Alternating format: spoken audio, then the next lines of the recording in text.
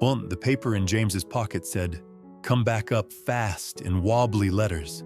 Nye had given it to him that morning. 6 years old and trying to be brave, James kept it close to his heart. Some promises matter more than contracts.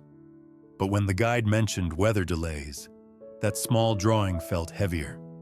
If you've watched a grandchild stay strong when someone they love has to leave, you know how much those words can weigh.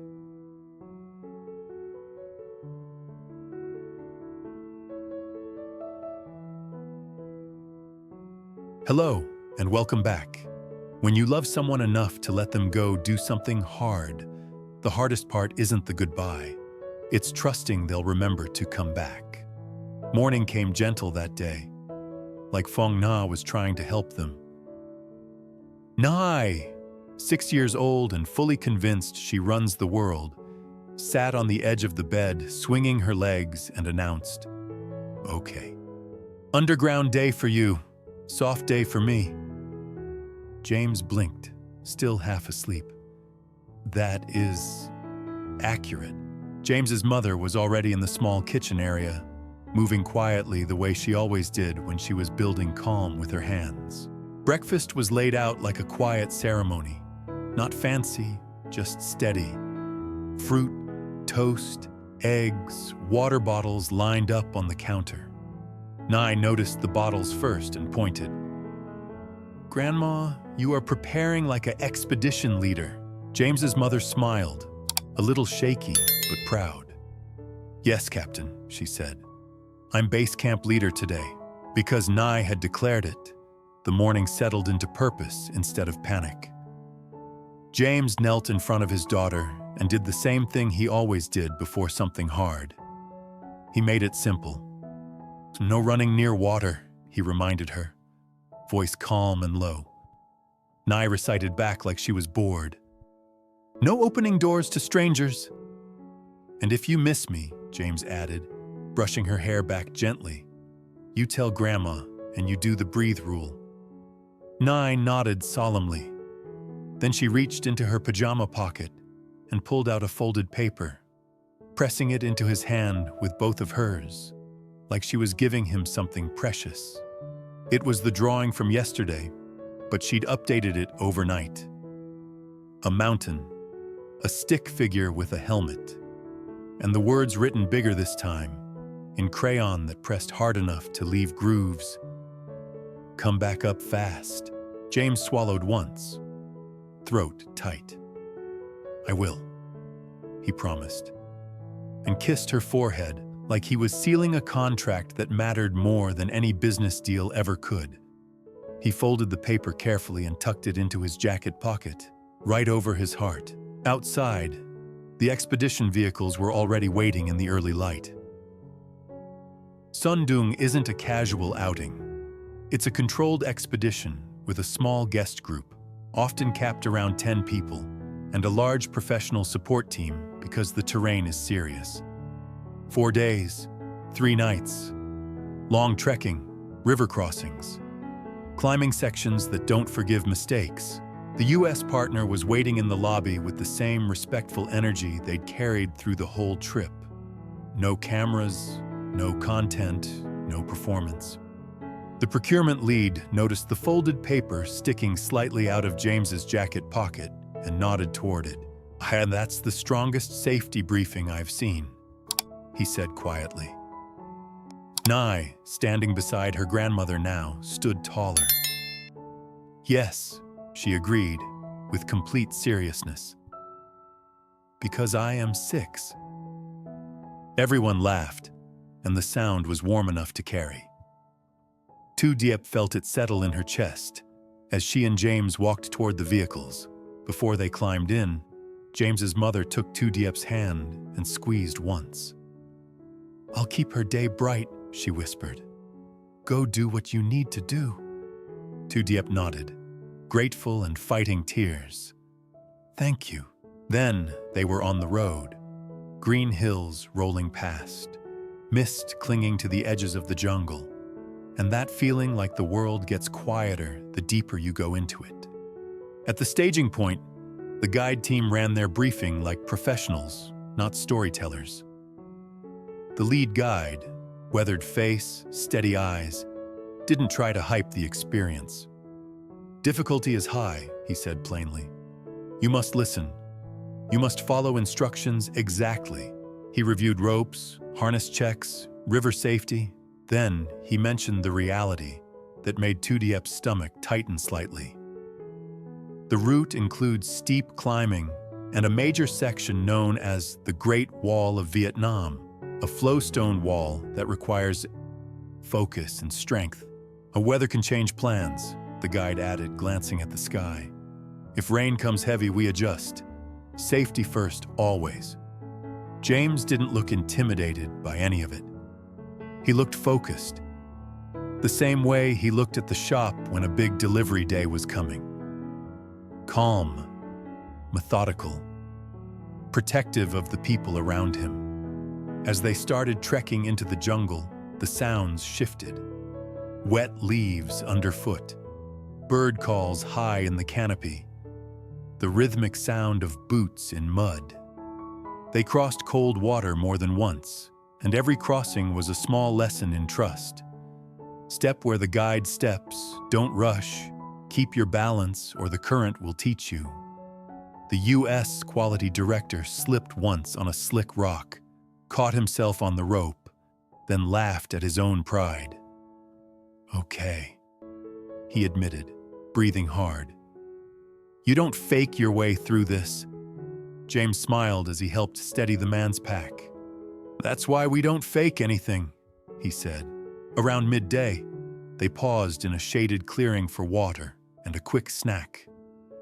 James reached into his jacket pocket reflexively, even though there was no cell signal out here. His fingers brushed the folded paper, and Diep saw his face soften for just a second. She knew exactly what he was thinking. Nye. As if the jungle could reach up and take away the part of him that's a dad. Meanwhile, back at the lodge, Nye and James's mother were living their soft day with intention. Nye had invented a game called Hotel Inspection, where she walked around with a pencil and a very serious expression, judging everything kindly.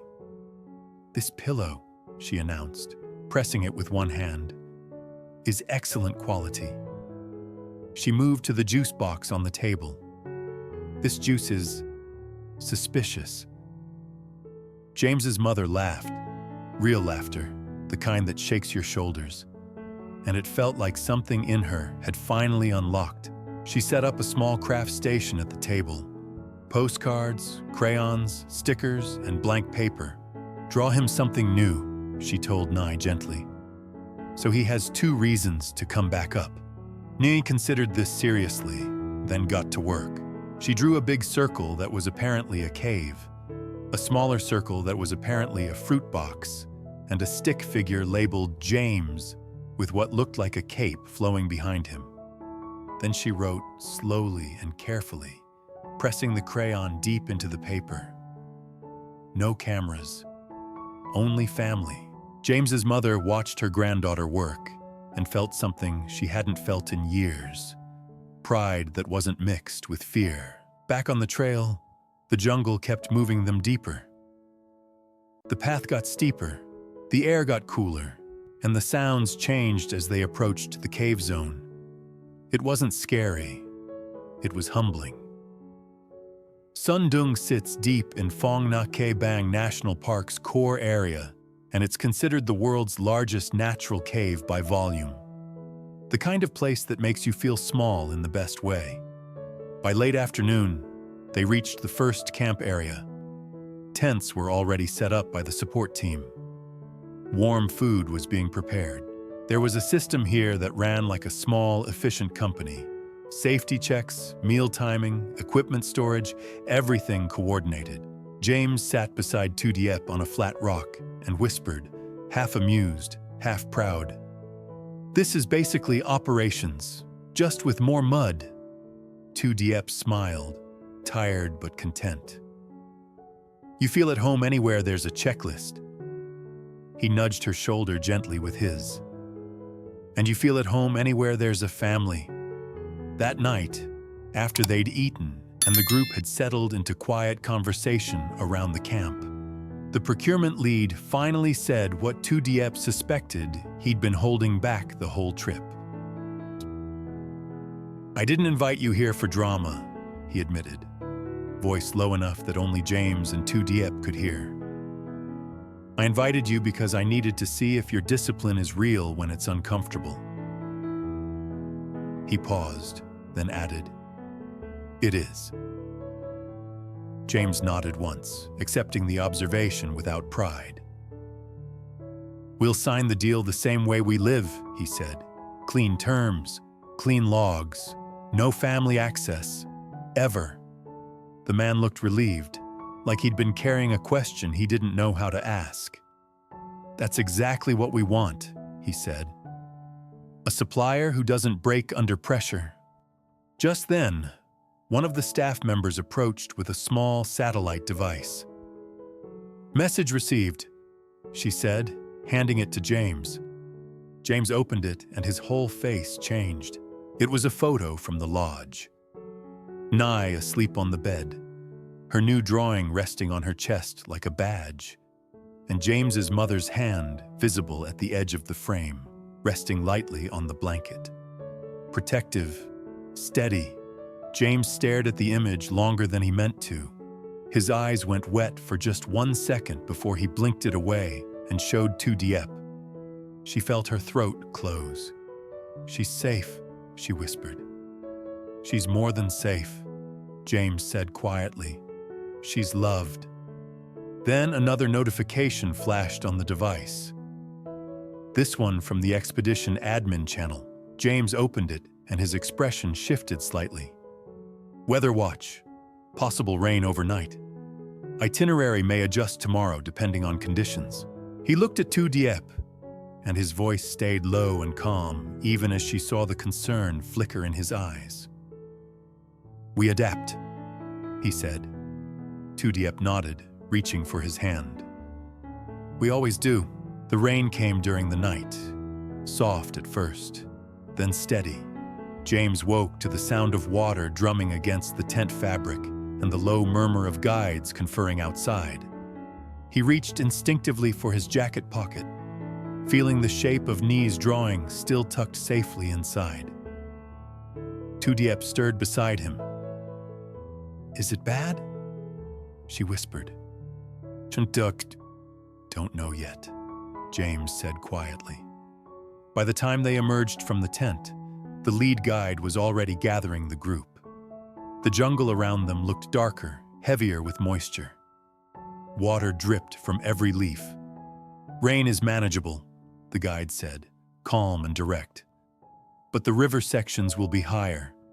We adjust the route slightly, same destination, safer path. It adds approximately 2 hours to today's trek." 2 hours. James felt the weight of that time settle in his chest. 2 more hours before they could move forward. 2 more hours Nye would be counting. The U.S. procurement lead glanced at James, reading his face. "She'll be okay," he said quietly. James nodded, but his hand went to his pocket again, touching the folded paper like it was a talisman. Because of the rain, the trek that morning felt different, more deliberate, more careful. The jungle path had turned slick, and every step required attention. The guides moved methodically, checking footing, adjusting ropes, calling out warnings about loose rocks. At one river crossing, the water was noticeably higher than the day before. It rushed past their legs, cold and insistent, trying to push them off balance. James crossed first, then turned back to help Diep, his hand steady on her arm. "One step," he said, the same way he'd said it to Nehi 100 times. "One step," Diep echoed, and made it across. Meanwhile, back at the lodge, Nye woke to rain tapping against the window. She sat up in bed, immediately alert, and looked at James's mother with worried eyes. "Is Dad okay in the rain?" she asked. James's mother came to sit beside her on the bed. He's with guides who know how to keep everyone safe in weather, she said gently. Rain just means they go slower, more careful. Nye processed this, chewing her lip. Slower is good, she decided. Slower means safer.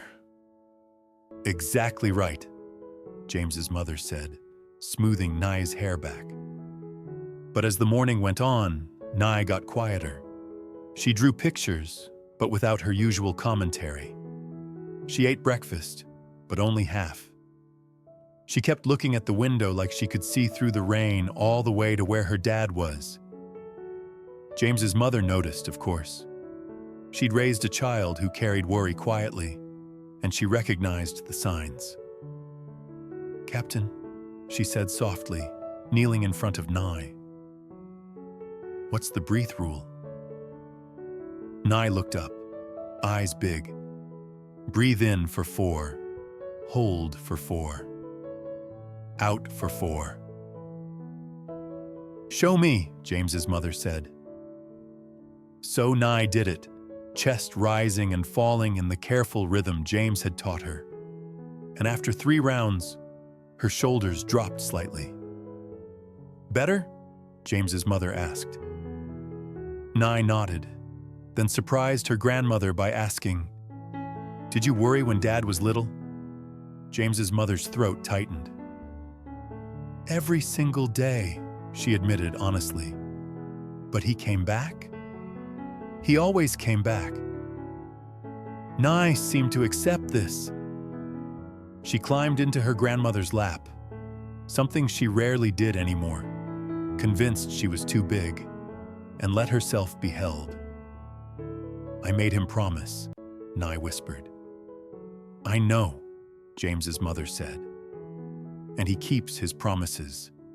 Back in the jungle, the rain had eased to a drizzle by midday, but the damage was done. The trail was slower, the rocks more treacherous, and the timeline was stretching. During a rest break, James pulled out the satellite device and typed a short message to the lodge. Rain delays us by a few hours. All safe. Tell Nye I'm keeping my promise.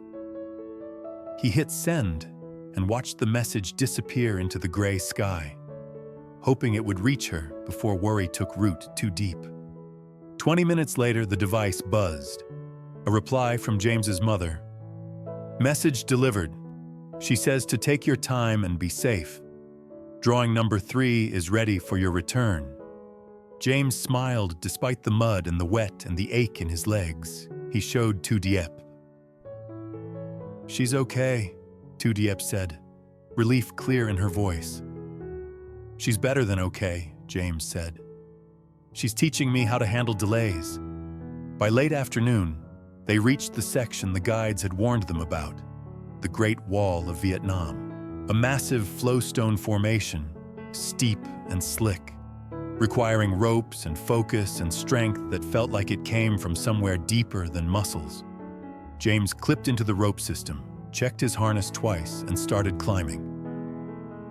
Hand over hand, step by careful step, the world narrowed to the next grip, the next foothold, the sound of his own breathing. Halfway up, his hand slipped slightly on wet rock. His heart kicked hard, but the rope held.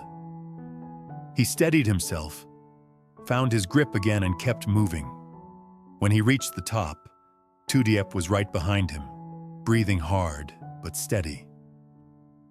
The U.S. quality director came next, then the procurement lead, both looking humbled and quietly proud. The lead guide nodded approvingly. Good, he said simply. You listened. That night at the second camp, deep inside the cave now, the rain was just a memory. The air was cool and still, and the cave walls rose around them like cathedral arches. James sat with Diep near the lantern light, both of them exhausted but whole. One more day, Diep said softly. One more day, James agreed. He pulled out Knee's drawing again. unfolding it carefully under the lantern light. The crayon had smudged slightly from being in his pocket through rain and sweat and river crossings, but the words were still clear. "Come back up fast." "I'm coming," he whispered to the paper. The next morning, the rain was completely gone. The sky outside the cave entrance, visible now as they made their way toward the exit route, was clear and bright. The guides moved with renewed energy, and the group felt it too. They were heading home.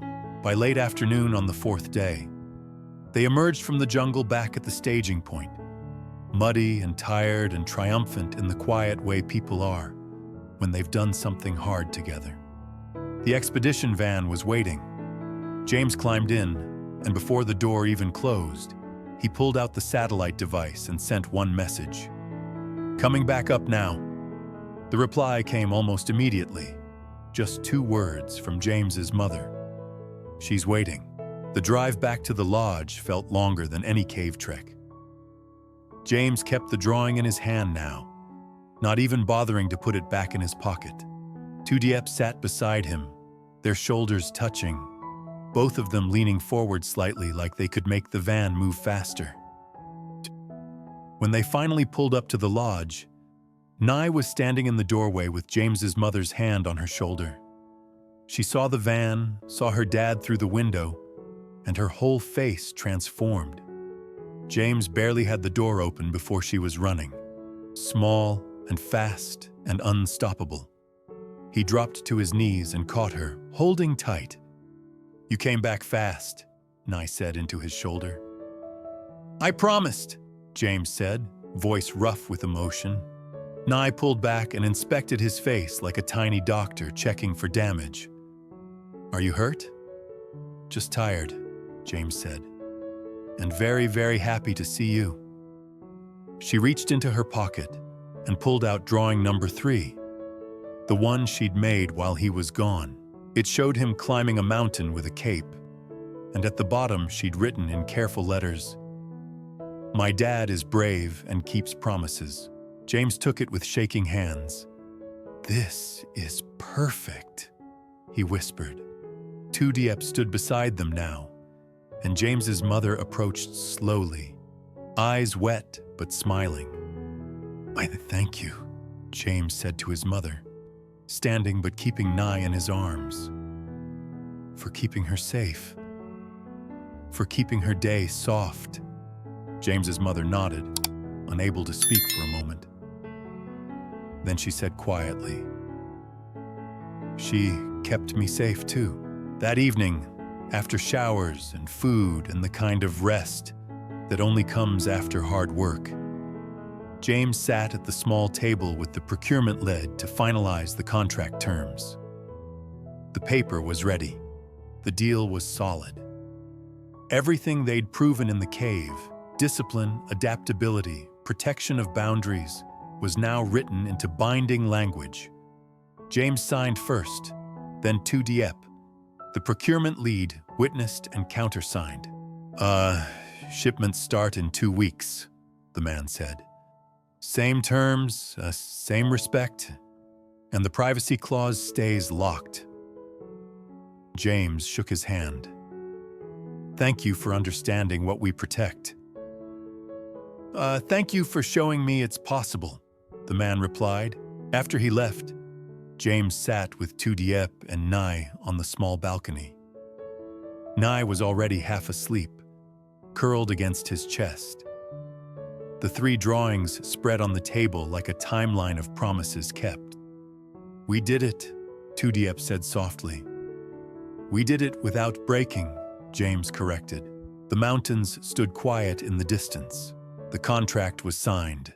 The expedition was complete, and a 6-year-old girl slept peacefully, knowing her dad had come back up fast, just like he promised.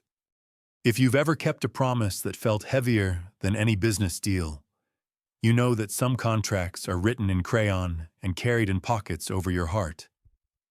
And those are the ones that matter most.